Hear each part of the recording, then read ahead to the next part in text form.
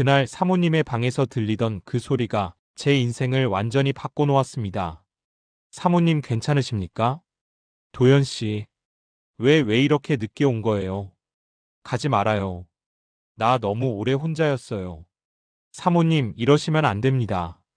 나 당신 좋아해요. 여자로서 누군가를 이렇게 바라본 건 처음이에요. 그럼 제가 어떻게 해야 합니까?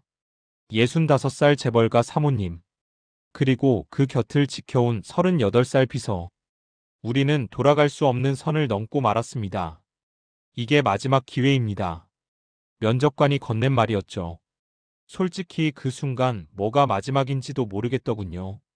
38세, 2년간의 실직 기간, 쌓여가는 빚더미. 저는 이미 인생의 마지막 코너를 몇 번이나 돌았던 사람이었으니까요. 그렇게 저는 한 재단의 총괄 비서로 채용됐습니다. 국내 굴지의 건설 그룹 오너 가문의 자택에서 일하게 된 거예요. 첫 출근 날 거대한 철문을 지나 대저택 앞에 섰을 때의 기분이란 압도적이었습니다. 정원만 해도 제가 살던 원룸 10개는 좋게 들어갈 크기였고 분수대에서 흘러나오는 물소리는 마치 다른 세계에 온 것 같은 착각을 불러일으켰어요. 집사가 안내해준 복도는 끝이 보이지 않을 만큼 길었고 벽에 걸린 그림들은 하나같이 미술관에서나 볼 법한 것들이었죠. 사모님께서 곧 오실 겁니다. 집사의 말에 저는 응접실에서 기다렸습니다. 손이 축축해지더군요. 재벌가 사모님이라니. 대체 어떤 분일까? TV에서 보던 것처럼 도도하고 까다로운 분일까? 아니면 친절하지만 보이지 않는 선을 확실히 긋는 분일까? 온갖 상상이 머릿속을 스쳤습니다. 문이 열렸어요. 처음 본 강희정 사모님은 제 예상과 완전히 달랐습니다. 65세라고 들었는데 은색 단발머리가 깔끔하게 정돈되어 있었고 검은색 니트 정장 차림이었죠. 무표정한 얼굴, 품위 있는 자세. 그런데 뭔가 이상했습니다. 어떻게 표현해야 할까요? 마치 정교하게 만들어진 도자기인데 어딘가에 보이지 않는 금이 가 있는 것 같은 느낌. 완벽해 보이지만 깨져 있는 사람 같았어요. 윤도현 씨죠. 목소리는 차분했지만 감정이 실리지 않았습니다. 예, 사모님. 잘 부탁드립니다. 저는 정중하게 인사했고 강희정 사모님은 고개를 끄덕였습니다. 그게 전부였어요. 업무 지시는 간결했고 대화는 필요한 것만 오갔죠. 그런데 이상하게도 첫날부터 저는 강희정 사모님에게서 위험보다는 다른 걸 느꼈습니다. 외로움이었어요. 이 거대한 대저택에서 온갖 좋은 것들로 둘러싸여 있는데도 강희정 사모님의 눈빛은 텅 비어 있었습니다. 마치 자기 자신조차 이 집의 장식품 중 하나라고 생각하는 것처럼. 처음 만난 날 강희정 사모님이 창밖을 바라보던 뒷모습이 지금도 선명하게 기억나요. 저 멀리 정원 너머를 응시하는 모습이 마치 갇혀있는 사람 같았습니다. 업무는 생각보다 복잡했어요.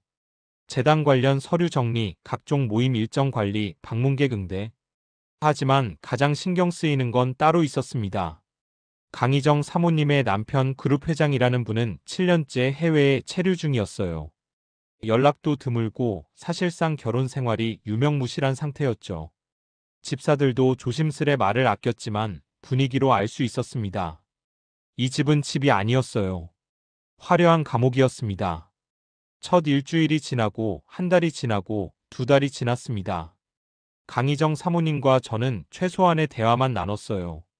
업무 지시, 간단한 확인, 그게 전부였죠. 강희정 사모님은 늘 같은 시간에 기상하고 같은 시간에 식사하고 같은 시간에 서재에 들어가셨습니다. 규칙적이었지만 마치 프로그래밍된 로봇 같았어요. 그런데 어느 날 밤이었습니다. 3개월째 되던 날 서류를 정리하다가 늦게까지 남아 있었죠. 새벽 2시쯤 됐을 거예요. 복도를 지나는데 강희정 사모님의 방 쪽에서 소리가 들렸습니다. 처음에는 바람 소리인 줄 알았어요. 하지만 귀를 기울이자 분명했습니다. 흐느끼는 소리였어요. 아주 절제된 억누르는 듯한 울음소리. 세상에 들키지 않으려고 필사적으로 참는 그런 소리였습니다. 저는 그 자리에 얼어붙었어요. 발걸음을 옮기지도 소리를 내지도 못했죠. 그냥 가만히 서서 그 소리를 들었습니다. 얼마나 외로웠을까. 65년을 살아오면서 화려한 것들로 둘러싸여 있으면서도 새벽 2시에 홀로 울어야 하는 사람. 저는 조용히 자리를 떠났습니다. 그날 밤 잠을 이루지 못했어요. 머릿속에 계속 강희정 사모님의 울음소리가 맴돌았고, 낮에 봤던 무표정한 얼굴이 다르게 보이기 시작했습니다. 아, 이 사람도 사람이구나. 당연한 말이지만 저는 그제야 깨달았어요. 강희정 사모님은 사모님이기 전에 한 명의 인간이었고, 상처받고 외로워할 수 있는 보통 사람이었습니다. 다음 날 아침 평소처럼 아무 일도 없었다는 듯 강희정 사모님은 차를 드시고 계셨어요. 여전히 무표정했고 말수도 적었죠. 하지만 저는 알았습니다. 그 표정 뒤에 숨겨진 것들을요. 혼자 계시는 시간이 많으시죠. 어느 날 제가 조심스럽게 물었습니다. 강희정 사모님은 차를 마시다 말고 저를 쳐다봤어요. 놀란 표정이었습니다. 아마도 직원이 사적인 질문을 한다는 게 의아했겠죠. 그렇네요.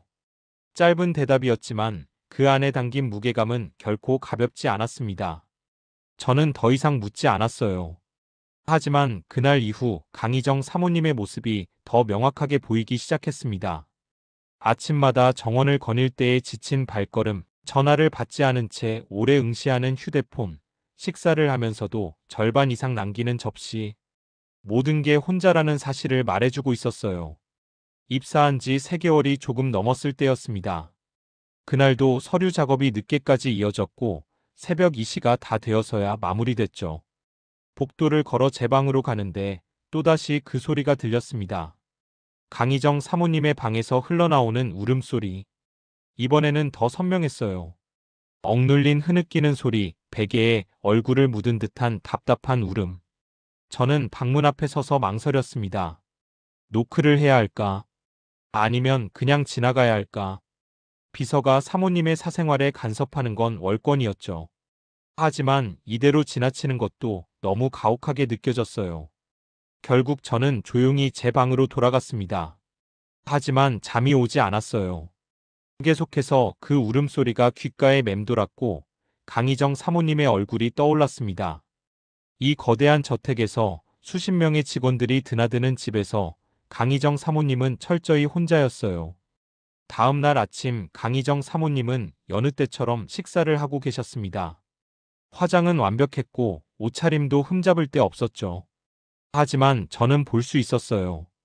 눈 밑에 희미한 부기, 평소보다 더 창백한 안색, 밤새 울었던 흔적이었습니다. 사모님, 오늘 일정은? 저는 업무 보고를 시작했고 강희정 사모님은 고개를 끄덕이며 들으셨어요. 하지만 그 눈빛은 어딘가 다른 곳을 향해 있었습니다. 여기에 있지만 여기에 없는 사람. 그게 강희정 사모님이었습니다. 집사에게 슬쩍 물어봤어요. 회장님과는 어떤 관계냐고. 집사는 난처한 표정을 지으며 말을 아꼈지만 대충은 알 수 있었습니다. 남편분은 7년 전 해외로 떠났고 연락은 1년에 한두 번 정도. 사실상 별거 상태나 다름없었죠. 이혼하지 않는 이유는 회사 때문이었습니다. 주주구조, 대외 이미지, 복잡한 법적 문제들. 강희정 사모님은 그 모든 것의 중심에서 혼자 버티고 있었어요. 외롭지 않으세요? 어느 날 제가 또 물었습니다. 이번에는 강희정 사모님이 차를 내려놓고 저를 똑바로 쳐다봤어요. 그 눈빛에는 놀라움과 당혹스러움, 그리고 뭔가 무너지는 듯한 감정이 섞여 있었습니다. 왜 그런 걸 묻나요? 목소리가 약간 떨렸어요. 그냥 궁금해서요. 저는 솔직하게 대답했습니다. 강희정 사모님은 한참을 말없이 앉아 있다가 천천히 입을 열었죠. 외롭죠. 늘 외로웠어요. 그 한마디에 담긴 무게란 평생을 혼자 버텨온 사람의 고백이었습니다. 저는 아무 말도 하지 못했어요. 위로의 말이 떠오르지 않았고 함부로 공감한다고 말할 수도 없었죠. 그저 조용히 앉아서 차를 마셨습니다. 그날 밤에도 울음소리가 들렸어요. 새벽 2시, 같은 시간, 같은 장소. 하지만 이번에는 조금 달랐습니다. 덜 절제되고 더 솔직한 울음이었어요. 마치 누군가에게 들려도 괜찮다는 듯한, 더 이상 숨기지 않아도 된다는 듯한 울음. 저는 복도 구석에 기대 서서 그 소리를 들었습니다. 강희정 사모님이 우는 이유를 이제 알 것 같았어요. 외로움이었습니다. 65년을 살아오면서 단 한 번도 진짜 자기 자신으로 살아보지 못한 사람의 외로움. 재벌가 며느리, 그룹 회장 부인, 재단 이사장. 수많은 타이틀 뒤에 숨겨진 강희정이라는 한 인간의 외로움이었죠. 새벽 3시가 되어서야 울음소리가 멈췄습니다. 저는 조용히 제 방으로 돌아가 창밖을 바라봤어요. 저택의 정원은 달빛에 빛나고 있었지만 그 아름다움 속에 담긴 고독이 느껴졌습니다. 강희정 사모님도 지금 같은 달을 보고 있을까? 그렇다면 무슨 생각을 하고 있을까? 다음 날 아침 강희정 사모님은 또다시 완벽한 모습으로 나타났어요. 하지만 저는 이제 알고 있었습니다. 그 완벽한 모습 뒤에 숨겨진 것들을요. 그리고 어쩌면 강희정 사모님도 알고 있었을 거예요. 제가 알고 있다는 걸. 우리 사이에 보이지 않는 무언가가 조금씩 형성되기 시작했습니다. 조심하세요. 저는 반사적으로 팔을 뻗었습니다. 강희정 사모님이 정원의 계단에서 발을 헛디뎠거든요.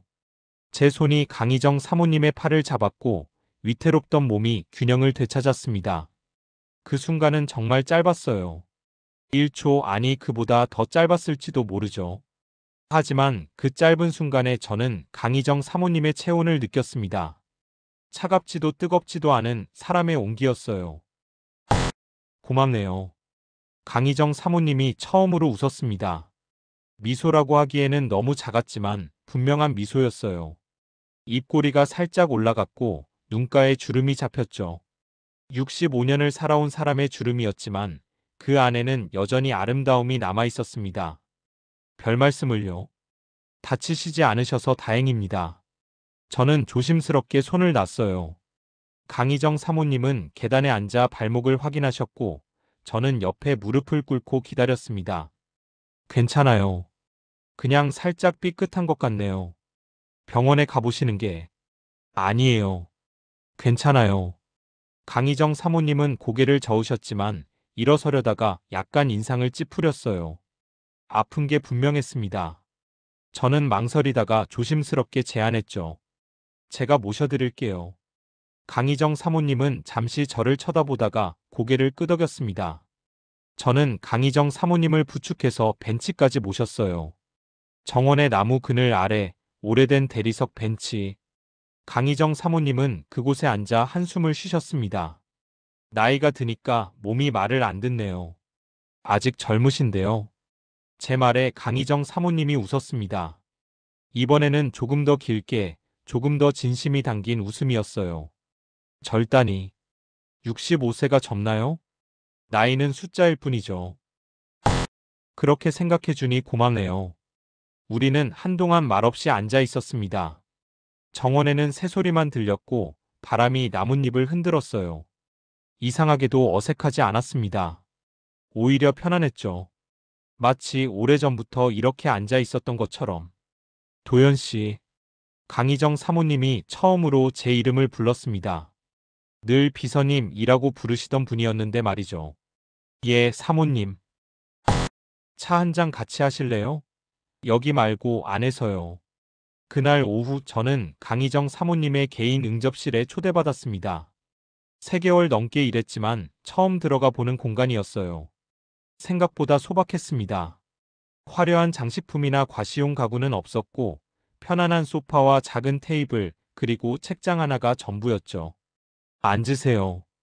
강희정 사모님이 직접 차를 따라주셨어요. 보통은 집사가 하는 일인데 말입니다. 저는 어색하게 앉아서 찻잔을 받았습니다. 오랜만에 누군가와 이렇게 앉아 있네요. 강희정 사모님의 말에 저는 고개를 들었어요. 그 표정은 더 이상 무표정하지 않았습니다.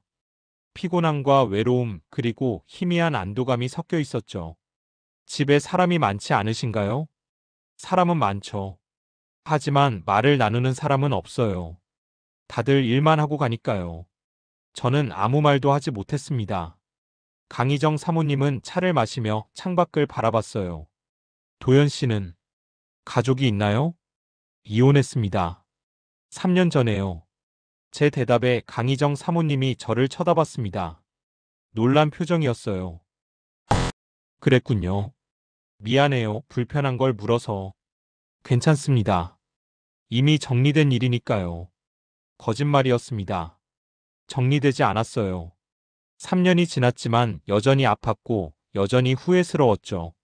하지만 강희정 사모님 앞에서는 그렇게 말할 수밖에 없었습니다. 나도 결혼 생활이 행복하지 않았어요. 강희정 사모님의 고백이었습니다. 조심스럽지만 확실한 고백. 남편은 7년째 해외에 있어요. 연락도 거의 안 하죠. 명목상의 결혼이에요. 힘드셨겠습니다. 힘들다는 걸 느낄 시간도 없었어요. 그룹을 지켜야 했고, 재단을 운영해야 했고, 사람들 앞에서 완벽해야 했으니까요. 강희정 사모님의 목소리가 떨렸습니다. 처음으로 감정이 실린 목소리였어요. 이 집에서 나한테 말을 건 사람 오랜만이에요. 진짜 대화를 나눈 건 몇 년 만인지 모르겠네요. 그 순간 제 가슴이 이상하게 저렸습니다. 아팠어요. 마치 제 일인 것처럼 아팠죠. 강희정 사모님의 외로움이 저에게 전해졌고 저는 그것을 외면할 수 없었습니다. 앞으로 자주 이렇게 차 마실 수 있을까요?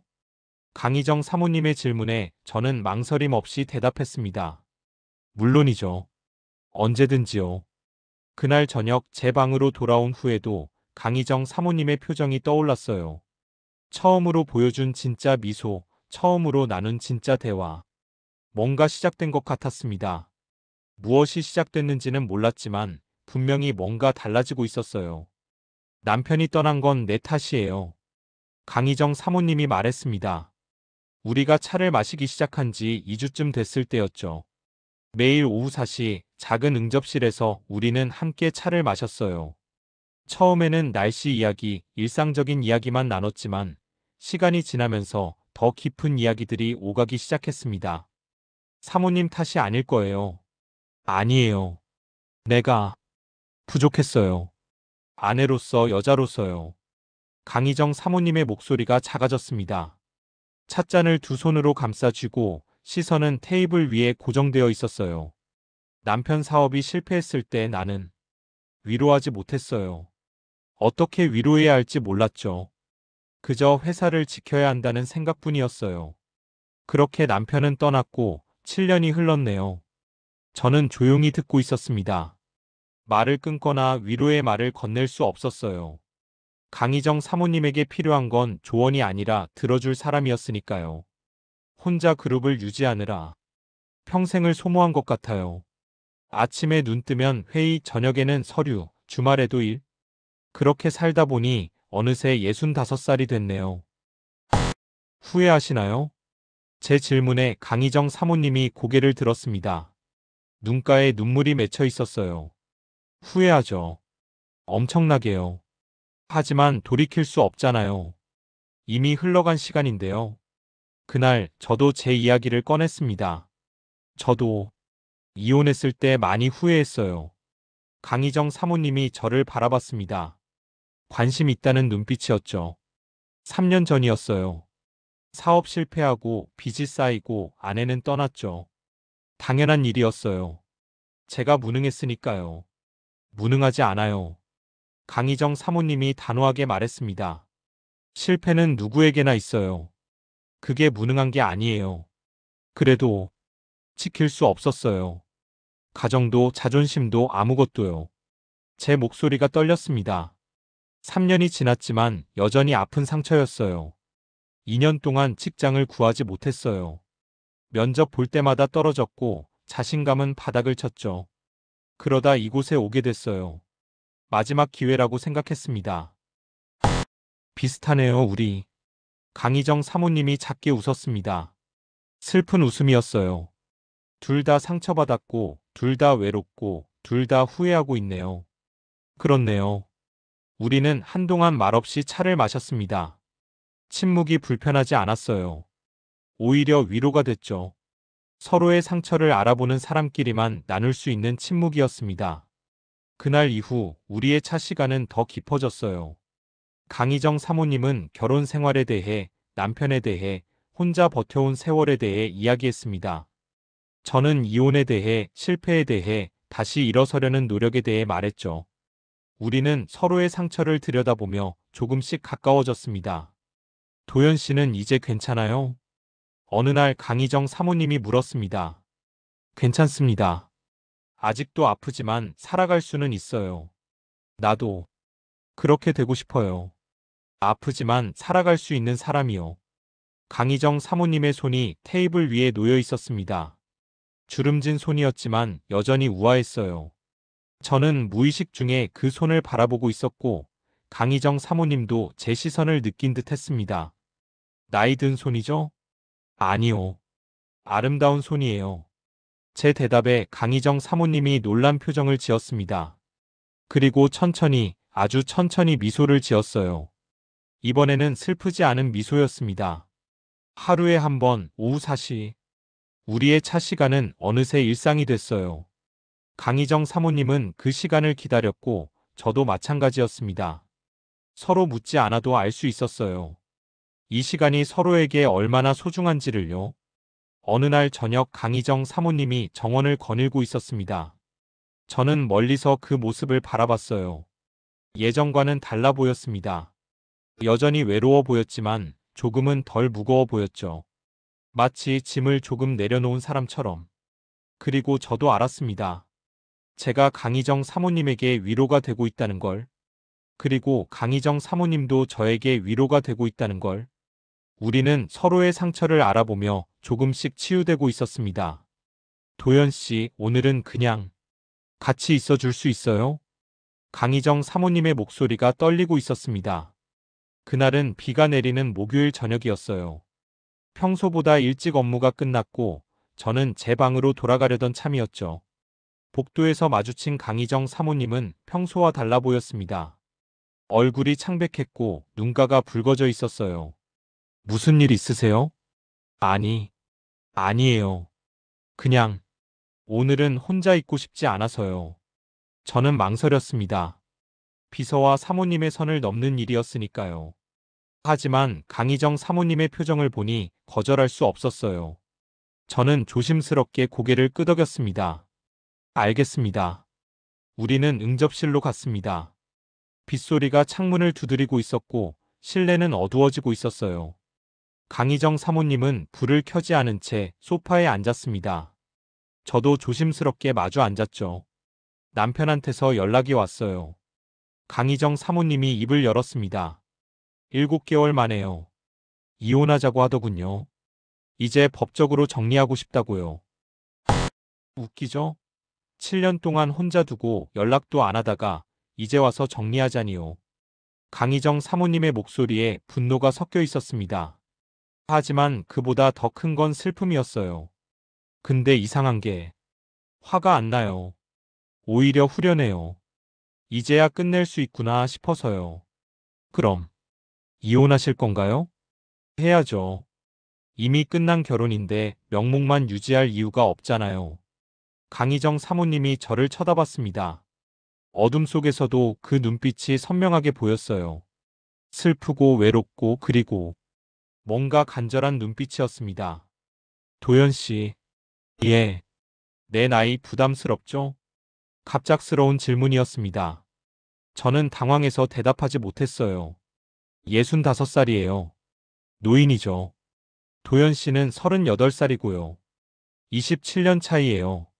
사모님, 왜 갑자기? 그냥 궁금해서요. 나 같은 사람을 어떻게 보는지요. 강희정 사모님의 목소리가 떨렸습니다. 제 대답을 두려워하는 목소리였어요. 저는 천천히 입을 열었습니다. 사람을 나이로 보지 않습니다. 정말요? 정말입니다. 사모님은 강희정 사모님이세요. 나이가 중요한 게 아니에요. 어둠 속에서 강희정 사모님의 눈에 눈물이 맺히는 게 보였습니다. 저는 그 눈물을 외면할 수 없었어요. 무의식 중에 손을 뻗어 테이블 위에 강희정 사모님 손 가까이에 놓았습니다. 닿지는 않았지만 가까웠죠. 고마워요. 강희정 사모님이 속삭였습니다. 도연 씨 말 한마디가 얼마나 큰 위로가 되는지 몰라요. 그날 우리는 1시간 넘게 그렇게 앉아 있었습니다. 말없이 어둠 속에서 빗소리를 들으며 어색하지 않았어요. 오히려 평화로웠죠. 하지만 동시에 위험했습니다. 사모님과 비서 사이의 선에 작은 균열이 생기고 있었으니까요. 그날 밤 제 방으로 돌아온 후 잠을 이룰 수 없었습니다. 강희정 사모님의 표정이 계속 떠올랐어요. 그 떨리는 목소리, 간절한 눈빛, 그리고 제 마음속에 생긴 묘한 감정. 이건 아니야. 저는 스스로에게 말했습니다. 강희정 사모님은 고용주고 저는 직원일 뿐이야. 선을 넘으면 안 돼. 하지만 마음은 그렇게 간단하지 않았어요. 강희정 사모님을 생각하면 가슴이 따뜻해졌고 그 외로운 모습을 떠올리면 아팠습니다. 이게 뭘까? 동정일까, 연민일까, 아니면 다음 날 아침 강희정 사모님은 평소보다 조심스러워 보였습니다. 저를 마주칠 때마다 시선을 피했고 말도 더 적어졌어요. 마치 어젯밤 일을 후회하는 것처럼. 저도 어떻게 행동해야 할지 몰랐습니다. 오후 4시 우리의 차 시간. 강희정 사모님이 응접실에 나타나지 않았어요. 저는 혼자 앉아서 기다렸지만 30분이 지나도 오시지 않았습니다. 실망스러웠어요. 아니, 실망보다는 걱정이었죠. 강희정 사모님이 저를 피하는 건 아닐까. 저녁이 되어서야 강희정 사모님을 다시 봤습니다. 복도에서 마주쳤을 때 강희정 사모님이 먼저 입을 열었어요. 미안해요, 오늘. 시간을 못 냈어요. 괜찮습니다. 내일은 괜찮을까요? 강희정 사모님의 목소리가 조심스러웠습니다. 저는 미소를 지으며 대답했죠. 물론이죠. 그날 밤 강희정 사모님의 방에서 다시 울음소리가 들렸습니다. 하지만 이번에는 달랐어요. 더 절실하고 더 간절한 울음. 마치 뭔가를 간절히 원하지만 가질 수 없다는 걸 아는 사람의 울음이었습니다. 저는 복도에 서서 그 소리를 들었어요. 가슴이 미어지는 것 같았습니다. 강희정 사모님이 평생 처음으로 누군가에게 여자로 보이고 싶어 한다는 걸 저는 그날 밤 깨달았습니다. 사모님, 제 목소리가 떨렸습니다. 강희정 사모님이 거실 소파에 쓰러져 있었거든요. 얼굴이 새하얗고 이마에는 식은땀이 흘러내리고 있었어요. 저는 급하게 다가가 강희정 사모님의 어깨를 잡았습니다. 정신 차리세요. 사모님. 강희정 사모님이 힘겹게 눈을 떴어요. 초점이 흐려져 있었습니다. 도연 씨? 예, 저예요. 무슨 일이세요? 감기. 약간 독한 것 같아요. 목소리도 제대로 나오지 않았습니다. 저는 재빨리 강희정 사모님의 이마에 손을 댔어요. 뜨거웠습니다. 고열이었죠. 병원에 가셔야 해요. 지금 당장요. 괜찮아요. 그냥 좀 쉬면. 안 괜찮아요. 제가 소리를 지르자 강희정 사모님이 놀란 표정을 지었습니다. 저도 놀랐어요. 고용주에게 소리를 지른 거니까요. 하지만 지금은 그런 게 중요하지 않았습니다. 죄송합니다. 하지만 정말 위험해 보여요. 제가 모셔다 드릴게요. 그날은 일요일이었습니다. 집사들도 모두 퇴근했고 대저택에는 저와 강희정 사모님 단둘뿐이었어요. 저는 강희정 사모님을 부축해서 차에 태우고 가까운 병원으로 갔습니다. 독감이었습니다. 의사는 심하게 피로가 누적된 상태에서 바이러스에 감염됐다고 했어요. 며칠간 절대 안정이 필요하다고 했습니다. 주사를 맞고 약을 처방받아 다시 저택으로 돌아왔죠. 침대로 모셔다 드릴게요. 저는 강희정 사모님을 부축해서 침실로 갔습니다. 처음 들어가 보는 공간이었어요. 생각보다 소박했습니다. 거대한 침대와 간단한 가구들. 화려함보다는 쓸쓸함이 느껴지는 방이었죠. 강희정 사모님을 침대에 눕히고 이불을 덮어드렸습니다. 강희정 사모님은 눈을 감고 숨을 몰아쉬고 있었어요. 약 드셔야 해요. 저는 물을 가져와서 약을 먹였습니다. 강희정 사모님은 힘겹게 약을 삼켰어요. 고마워요. 이제 가서 쉬세요. 안 됩니다. 제가 여기 있을게요. 하지만 괜찮아요. 걱정 마세요. 저는 침대 옆 의자에 앉았습니다. 강희정 사모님은 더 이상 거절하지 않았어요. 너무 아파서 말할 힘도 없었던 거겠죠. 밤이 깊어갔습니다. 저는 1시간마다 강희정 사모님의 이마에 손을 대서 열을 확인했어요. 여전히 뜨거웠고 땀이 계속 흘러내렸습니다. 저는 수건을 물에 적셔 이마에 얹어드렸죠. 새벽 2시쯤 됐을 때 강희정 사모님이 잠꼬대를 했습니다. 가지마. 제발. 혼자 두지 마. 떨리는 목소리였어요. 장결의 말이었지만 진심이 담겨 있었습니다. 저는 강희정 사모님의 손을 가볍게 잡았어요. 차갑고 축축한 손이었습니다. 여기 있어요. 안 가요. 제 목소리에 강희정 사모님의 표정이 조금 편안해졌습니다. 손을 꽉 쥐는 힘도 조금 약해졌어요. 저는 그렇게 강희정 사모님의 손을 잡고 밤새 지켰습니다. 다음 날 아침 강희정 사모님이 눈을 떴습니다. 열은 많이 내렸지만 여전히 얼굴은 창백했어요. 도연 씨? 예, 여기 있어요. 강희정 사모님이 주위를 둘러보다가 저를 발견했습니다. 그리고 제 손을 보았죠. 저는 여전히 강희정 사모님의 손을 잡고 있었습니다. 밤새 여기 계셨어요? 네. 걱정돼서요. 강희정 사모님의 눈에 눈물이 고였습니다. 그리고 천천히 흘러내렸어요. 왜? 왜 이렇게까지 해주세요? 그냥 하고 싶어서요. 제 대답에 강희정 사모님이 더 울었습니다. 조용히 소리 없이. 저는 손을 놓지 않았어요. 오히려 더 꽉 잡았습니다. 평생 이렇게 돌봐준 사람 없었어요. 강희정 사모님이 속삭였습니다. 도연 씨가 처음이에요. 그날 강희정 사모님과 저 사이의 마지막 벽이 무너졌습니다. 사모님과 비서가 아니라 한 인간과 또 다른 인간으로서 우리는 서로를 바라보고 있었어요. 저는 일어나서 죽을 끓였습니다. 부엌에서 서툴게 쌀을 씻고 물을 붓고 약한 불에 천천히 끓였죠. 30분쯤 지나 죽이 완성됐어요. 그릇에 담아 침실로 가져갔습니다. 드세요.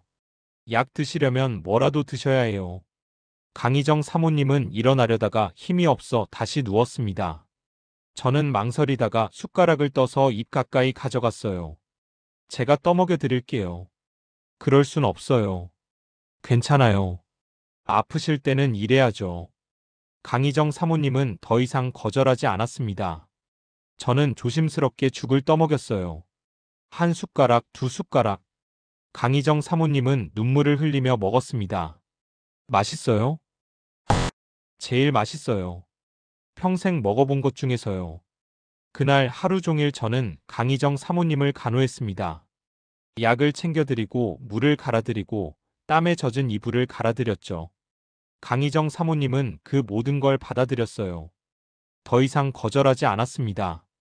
저녁이 되자 열이 완전히 내렸습니다. 강희정 사모님은 많이 나아 보였어요. 저는 안도의 한숨을 쉬었죠. 이제 좀 괜찮으세요? 네. 덕분에요. 강희정 사모님이 저를 바라봤습니다. 그 눈빛은 더 이상 사모님의 눈빛이 아니었어요. 한 여자의 눈빛이었습니다. 잠 못 이루세요? 제 목소리에 강희정 사모님이 놀라 고개를 돌렸습니다. 병간호를 한 지 3일째 되는 밤이었어요. 열은 완전히 내렸지만 저는 여전히 저택에 남아 있었죠. 혹시나 하는 마음에. 강희정 사모님은 발코니에 서서 밤하늘을 바라보고 계셨습니다. 도연 씨, 아직 안 주무셨어요? 물소리가 들려서요. 혹시 불편하신가 싶어서 나왔습니다. 강희정 사모님은 작게 미소 지었어요. 달빛 아래의 그 미소가 묘하게 슬퍼 보였습니다. 괜찮아요. 그냥 잠이 안 와서요. 저는 조심스럽게 다가가 옆에 섰습니다. 밤바람이 시원했어요. 11월의 공기는 차갑지만 상쾌했죠. 뭘 생각하세요? 여러 가지요. 살아온 날들, 앞으로의 시간, 그리고 강희정 사모님이 말을 멈췄습니다. 저를 슬쩍 쳐다보고는 다시 시선을 돌렸어요. 그리고 제가 묻자 강희정 사모님은 한참을 침묵했습니다. 바람만 불고 있었어요. 1분쯤 지났을까? 강희정 사모님이 천천히 입을 열었습니다. 도연 씨. 예. 내가 당신을 좋아해요. 심장이 멈추는 것 같았습니다. 강희정 사모님의 목소리는 떨리고 있었어요. 한 자음 한 모음이 모두 떨리고 있었습니다. 저는 아무 말도 할 수 없었죠. 미안해요. 이런 말하면 안 되는 거 알아요. 나는 65살이고 당신의 고용주고 무엇보다 이미 늙은 사람이에요. 사모님. 하지만 거짓말할 수 없어요. 당신이 밤새 내 손잡고 있어줬을 때, 죽을 끓여줬을 때, 이마에 땀을 닦아줬을 때, 평생 처음으로 느꼈어요. 내가 누군가에게 소중한 사람일 수 있다는 걸요. 강희정 사모님의 눈에서 눈물이 흘러내렸습니다. 달빛에 반짝이는 눈물이었어요. 65년을 살았지만 진짜 사랑받아 본 적이 없어요. 재벌가 며느리, 회장 부인, 사모님. 늘 타이틀뿐이었죠. 도연 씨는 처음이에요. 나를 그냥 강희정으로 봐준 사람은요. 제 가슴이 미어졌습니다. 아팠어요.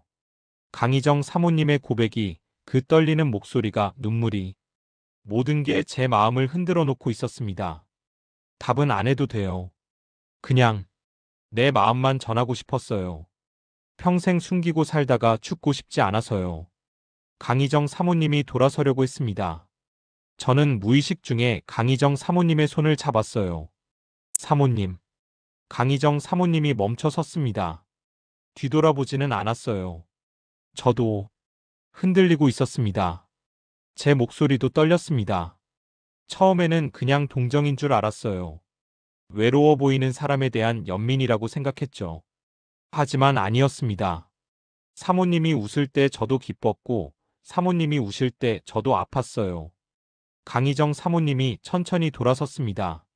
눈물로 범벅된 얼굴이었지만 제 눈에는 너무나 아름다워 보였어요. 하지만 두렵습니다. 제가 솔직하게 말했습니다. 27살 차이, 사모님과 비서라는 관계, 세상의 시선, 모든 게 두려워요. 무엇보다 저는 강희정 사모님의 손을 더 꽉 잡았습니다. 무엇보다 제가 사모님께 상처를 드릴까봐 두렵습니다. 도연 씨, 사모님은 이미 충분히 아프셨잖아요. 이제는 행복하셔야 하는데 제가 또 다른 상처가 될까봐요. 강희정 사모님이 제 손을 두 손으로 감싸 쥐었습니다. 따뜻했어요. 이미 늦었어요. 당신은 이미 내 마음속에 깊이 들어왔어요. 이제 와서 상처 운운하는 건 의미 없어요. 그래도 도연 씨, 강희정 사모님이 제 눈을 똑바로 쳐다봤습니다. 나는 죽을 때까지 이 순간을 기억할 거예요. 누군가 내 고백을 진지하게 들어줬다는 것만으로도 이미 행복해요. 우리는 한참을 그렇게 서 있었습니다. 손을 잡고 서로를 바라보며 무슨 말을 해야 할지 몰랐어요. 어떤 말도 이 순간을 표현할 수 없을 것 같았습니다. 시간을 주세요. 제가 말했습니다. 제 마음을 정리할 시간을요. 확실하게 대답하고 싶어요. 흔들리는 마음이 아니라 확신을 가지고요. 강희정 사모님이 고개를 끄덕였습니다. 기다릴게요. 얼마든지요. 그날 밤 제 방으로 돌아온 후 저는 잠을 이룰 수 없었습니다. 강희정 사모님의 고백이, 떨리던 목소리가, 눈물이, 모든 게 머릿속을 맴돌았어요. 좋아한다는 게 뭘까? 38년을 살아오면서 사랑이라는 감정을 몇 번 느껴봤지만 이번은 달랐습니다. 강희정 사모님을 생각하면 가슴이 따뜻해졌고, 보고 싶어졌고, 지켜주고 싶었어요. 나이가 문제였을까? 처음에는 그렇게 생각했지만 이제는 아니었습니다. 강희정 사모님은 그냥 강희정이었고 제가 좋아하게 된 한 사람이었어요. 하지만 현실은 냉정했습니다. 38세 비서와 65세 재벌가 사모님. 세상은 우리를 어떻게 볼까? 재산을 노린 거라고 할까? 젊은 남자를 밝힌다고 수군거릴까? 그런 시선들을 감당할 수 있을까? 창밖을 보니 동이 트고 있었습니다. 밤새 잠을 못 잔 거예요. 저는 침대에서 일어나 세면대로 갔습니다. 거울 속에 제 얼굴이 피곤해 보였어요. 어떻게 해야 하지? 혼잣말이 새어나왔습니다. 대답은 없었죠. 하지만 제 마음 깊은 곳에서는 이미 알고 있었어요. 제가 어떤 선택을 할지를요. 다음 날 아침 강희정 사모님은 평소처럼 식사를 하고 계셨습니다. 저를 보자 잠깐 당황한 표정을 지었지만 곧 평소의 무표정한 얼굴로 돌아왔어요. 하지만 저는 알 수 있었습니다. 그 무표정 뒤에 숨겨진 불안과 기대를요. 사모님. 예. 오늘 오후 차 마실 수 있을까요? 강희정 사모님의 눈이 커졌습니다. 그리고 천천히 고개를 끄덕였어요. 그러죠. 그날 오후 4시, 우리의 차 시간이 돌아왔습니다. 하지만 이번에는 달랐어요. 공기가 무거웠고 침묵이 길었습니다. 강희정 사모님은 차를 마시는 척했지만 손이 떨리고 있었어요. 사모님. 저는 천천히 입을 열었습니다. 밤새 생각했어요. 강희정 사모님이 찻잔을 내려놓았습니다. 제 눈을 똑바로 쳐다보지 못했어요. 저도 사모님을 좋아합니다. 강희정 사모님의 눈이 커졌습니다. 믿을 수 없다는 표정이었어요. 하지만 두렵습니다. 정말 많이요. 세상의 시선도 나이 차이도 모든 게 두렵지만 저는 테이블 위로 손을 뻗어 강희정 사모님의 손을 잡았습니다. 그래도 포기할 수 없어요. 사모님을요. 강희정 사모님의 눈에서 눈물이 쏟아졌습니다. 소리내어 울었어요. 65년을 참아온 감정이 터져나오는 것 같았습니다. 저도 눈물이 났어요. 언제부터인가 강희정 사모님은 제 마음 깊은 곳에 자리 잡고 있었습니다. 정말 괜찮아요? 나 같은 사람이어도? 괜찮습니다. 아니, 괜찮은 게 아니에요. 좋아요. 사모님이 좋아요. 우리는 한참을 그렇게 울었습니다. 손을 잡고 눈물을 흘리며 세상에서 가장 이상한 커플이었지만 이 순간만큼은 완벽했어요. 남편한테 전화했어요. 강희정 사모님이 말했습니다. 우리가 서로의 마음을 확인한 지 일주일 후였어요. 저는 차를 마시다 말고 강희정 사모님을 쳐다봤습니다. 이혼하기로 했어요. 정말요? 네. 더 이상 미룰 이유가 없어요. 아니, 이제는 정리해야 할 이유가 생겼죠. 강희정 사모님이 저를 바라봤습니다. 그 눈빛에는 결연함이 담겨 있었어요. 도연 씨와 함께하고 싶어요. 제대로요. 숨어서가 아니라 당당하게요. 제 가슴이 두근거렸습니다. 기쁘기도 했지만 동시에 불안했어요. 하지만 쉽지 않을 거예요. 알아요. 재산 분할, 회사 지분, 법적 문제들 복잡할 거예요. 하지만 해야 해요. 강희정 사모님의 목소리가 단호했습니다. 이런 모습은 처음 봤어요. 늘 조심스럽고 소극적이던 분이 이제는 자기 삶의 주인공이 되려고 하고 있었습니다. 남편도 사실 동의했어요. 이미 마음이 떠난 지 오래됐다고요. 다만 절차상 시간이 좀 걸릴 거래요. 얼마나요? 6개월 정도요. 재산 협의하고 서류 정리하고 그 정도 시간이면 될 것 같아요. 6개월. 길지도 짧지도 않은 시간이었습니다. 하지만 기다릴 수 있었어요. 강희정 사모님을 위해서라면요. 도연 씨. 강희정 사모님이 제 손을 잡았습니다. 모든 걸 정리하면 나와 함께 살아줄래요? 제 숨이 멎었습니다. 함께 산다는 것. 그건 단순히 연애를 넘어선 의미였어요. 평생을 함께하겠다는 약속이었죠. 저 같은 사람이 사모님과 함께 살아도 될까요? 왜 안 돼요? 저는 아무것도 없어요. 재산도 배경도 아무것도요. 강희정 사모님이 미소 지었습니다. 부드럽고 따뜻한 미소였어요. 당신은 당신 자체로 충분해요. 나를 진심으로 대해주는 것만으로도 충분하죠. 하지만 세상 사람들이 뭐라고 하든 상관없어요. 내 인생이에요. 65년 동안 남의 눈치만 보고 살았어요. 이제는 내가 원하는 대로 살고 싶어요. 강희정 사모님의 목소리에 힘이 실려 있었습니다. 저는 그 목소리에서 진심을 느낄 수 있었어요. 돈이 필요하다면 다 줄게요. 집도 차도 뭐든지요. 하지만 내가 진짜 원하는 건 그런 게 아니에요. 그럼 뭐예요? 사랑이요. 진짜 사랑을요. 강희정 사모님의 눈에 눈물이 고였습니다. 65년을 살았지만 한 번도 제대로 사랑받아 본 적 없어요. 도연 씨, 당신이 처음이에요. 나를 강희정으로 봐주고 진심으로 대해준 사람은요. 제 눈에도 눈물이 났어요.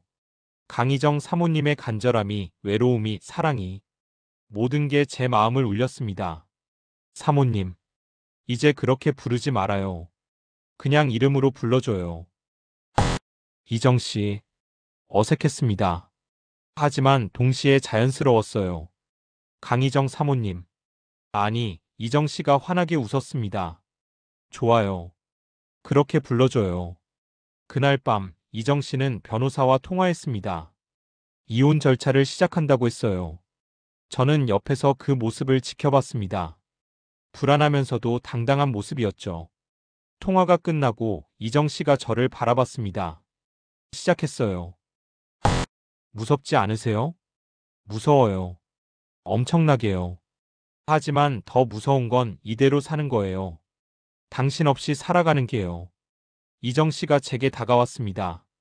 그리고 처음으로 저를 껴안았어요. 조심스럽게 떨리면서도 확고하게.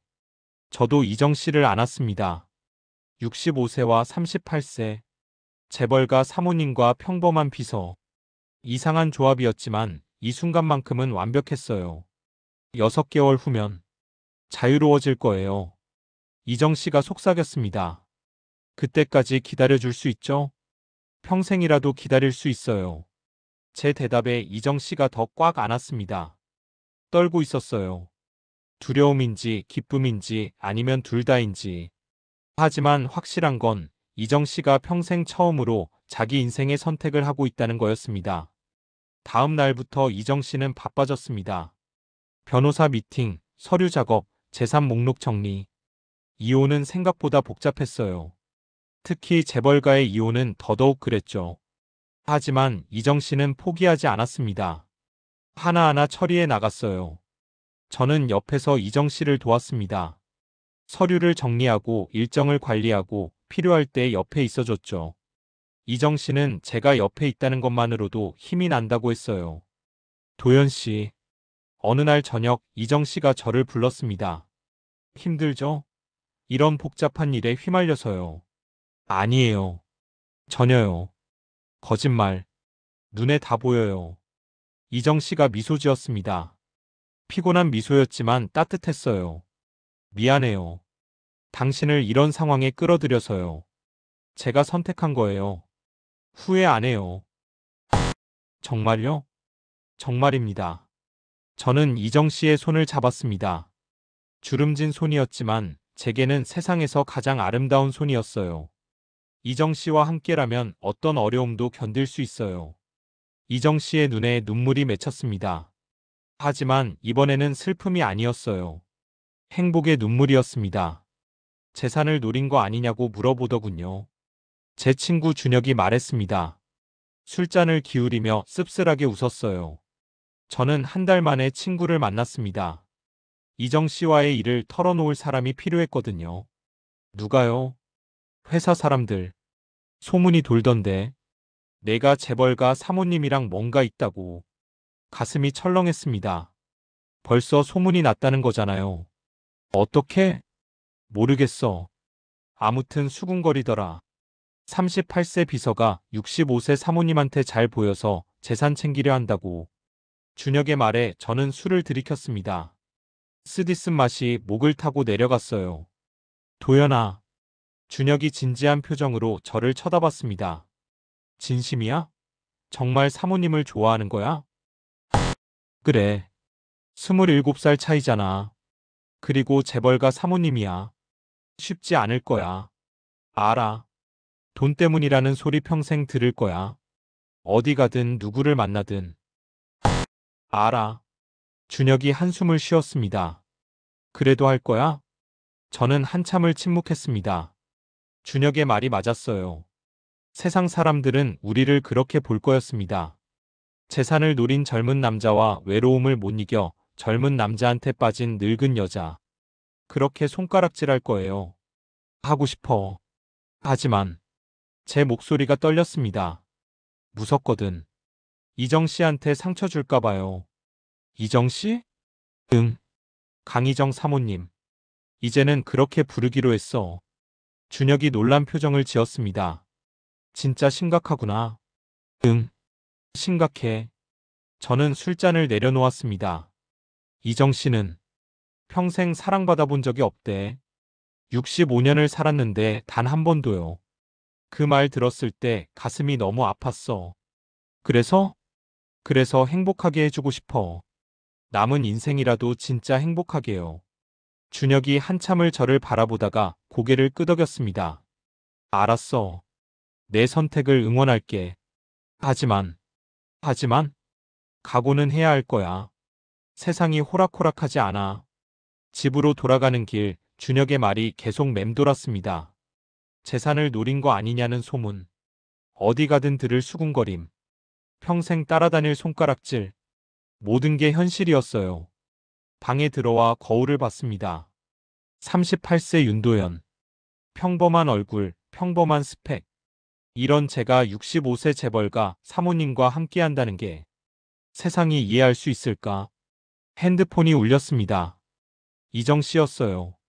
도현 씨 자고 있었어요? 아니요. 아직 안 잤어요. 목소리가 이상해요. 무슨 일 있어요? 역시 이정 씨는 예민했습니다. 제 목소리만 듣고도 알아채는 거죠. 아니에요. 그냥 좀 피곤해서요. 거짓말. 뭔가 있죠? 저는 한참을 침묵했습니다. 말해야 할까? 말하지 말아야 할까? 소문이 났대요. 우리 사이요. 전화기 너머로 이정 씨의 숨소리가 들렸습니다. 뭐라고 하던가요? 제가 재산을 노린다고요. 긴 침묵이 흘렀습니다. 얼마나 지났을까? 이정 씨가 천천히 입을 열었어요. 상처받았어요? 아니요. 거짓말이에요. 목소리에 다 나와요. 이정 씨의 목소리가 떨렸습니다. 미안해요. 내 때문에. 아니에요. 이정 씨 잘못이 아니에요. 하지만 괜찮아요. 견딜 수 있어요. 제 말에 이정 씨가 울음을 터뜨렸습니다. 내가 당신을 힘들게 하고 있네요. 젊은 나이에 앞길이 창창한 사람을 이런 복잡한 일에 끌어들이고. 이정 씨, 제가 단호하게 말했습니다. 제 선택이에요. 후회하지 않아요. 정말, 정말이에요. 세상이 뭐라고 하든 우리가 진심이면 돼요. 하지만 전화를 끊고 나니 가슴이 무거웠습니다. 진짜 괜찮을까? 평생 그런 소리 들으면서 살 수 있을까? 이정 씨를 지킬 수 있을까? 다음 날 저택에 갔을 때 이정 씨는 눈이 퉁퉁 부어 있었습니다. 밤새 온 게 분명했어요. 도연 씨, 이정 씨가 저를 보자마자 말했습니다. 그만둬도 돼요. 나 괜찮아요. 무슨 소리예요? 당신 인생이 망가지는 거 볼 수 없어요. 차라리 나 혼자. 저는 이정 씨를 껴안았습니다. 떨고 있었어요. 이정 씨가 제 품에서 울기 시작했습니다. 무서워요. 당신이 떠날까봐. 안 떠나요. 하지만 세상은 상관없어요. 우리만 진심이면 돼요. 이정 씨가 더 크게 울었습니다. 저도 눈물이 났어요. 우리는 한참을 그렇게 서로를 안고 울었습니다. 그날 밤 저는 혼자 생각했습니다. 정말 할 수 있을까? 세상의 손가락질을 견디고 이정 씨와 함께 살아갈 수 있을까? 두려웠어요. 너무나도 두려웠습니다. 하지만 동시에 알고 있었습니다. 이정 씨 없는 삶을 상상하는 순간 가슴이 묘하게 저리며 허전했다는 걸요. 이정 씨는 이미 제 삶의 일부가 되어 있었습니다. 회장님이 오신답니다. 집사가 조심스럽게 말했습니다. 이정 씨의 남편 그룹 회장이 7년 만에 귀국한다는 거였어요. 이혼 서류에 사인하러 온다고 했죠. 언제요? 내일 오후입니다. 이정 씨는 창밖을 바라보며 고개를 끄덕였습니다. 평온해 보였지만 떨리는 손이 진실을 말해주고 있었어요. 저는 옆에서 지켜봤습니다. 도연 씨. 예. 내일 옆에 있어 줄 수 있어요? 당연하죠. 다음 날 오후 2시 검은색 벤츠가 대저택 앞에 섰습니다. 차에서 내린 남자는 70대 초반으로 보였어요. 회색 양복을 입고 지팡이를 짚고 있었죠. 이정 씨의 남편이었습니다. 저는 멀리서 지켜봤습니다. 이정 씨와 남편이 응접실로 들어갔고 문이 닫혔어요. 1시간쯤 지났을까? 문이 열리고 남편이 나왔습니다. 표정은 읽을 수 없었죠. 차에 타고 떠나는 뒷모습이 쓸쓸해 보였습니다. 이정 씨는 응접실에 혼자 앉아 있었습니다. 손에 서류를 들고 있었어요. 이혼 서류였죠. 이정 씨. 제가 부르자 이정 씨가 고개를 들었습니다. 눈물이 흘러내리고 있었어요. 끝났어요. 정말로요. 이정 씨의 목소리가 떨렸습니다. 40년 결혼 생활이 이 서류 한 장으로 끝났네요. 저는 이정 씨 옆에 앉았습니다. 손을 잡았어요. 후회하세요? 아니요. 전혀요. 이정 씨가 저를 쳐다봤습니다. 오히려 후련해요. 이제 진짜 자유로워졌어요. 남편분은 뭐라고 하셨어요? 미안하다고 했어요. 그리고 행복하게 살라고요. 이정 씨가 작게 웃었습니다. 아이러니하죠? 7년 동안 버려두고 이제 와서 행복하라니요. 그래도 좋은 말씀이네요. 그래요. 나쁘지 않았어요. 우리는 한참을 그렇게 앉아 있었습니다. 침묵이 편안했어요.